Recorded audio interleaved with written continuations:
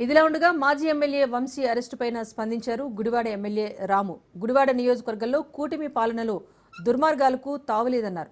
తప్పు చేసిన వారు తప్పించుకోలేరని అన్నారు. రాష్ట్ర ప్రజల ఎదురుచూపులు నేడు ఫలించాయన్నారు.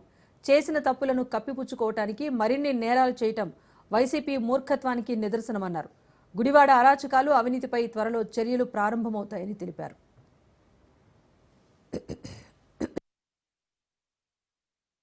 కిడ్నాప్ చేసి బెదిరించి వాళ్ళతోనే ఒక వాంగ్మూలం ఇప్పించి మాకు నాకేం సంబంధం లేదు, నేను ఫిర్యాదే చేయలేదు అంటే అసలు ఎలా ఎలా ఉందో ఒకసారి పరిస్థితి ఆలోచించింది. ఇలాంటివి వైసీపీ పాలన జరిగాయి. ఇప్పుడైతే కనుక అవకాశమే లేదు. ప్రజలందరూ కూడా గమనిస్తా ఉన్నారు. కిడ్నాప్ అయిన సంగతి కేసు పెడతాం జరిగింది. దాని మీద పోలీసులు ఇన్వెస్టిగేషన్ చేశారు. ఇమీడియట్ గా వెంటనే వెంటనే అరెస్ట్ చేయడం జరిగింది. ఎవరికైనా పాపం పడే టైం వస్తుంది ప్రతి ఒక్కళ్ళకి. ఈ ప్రభుత్వం వచ్చిన తర్వాత ఏదో ఒక అరెస్ట్ చేయాలని ఎవరినో బాగా హింసించాలని చూడట్లేదు.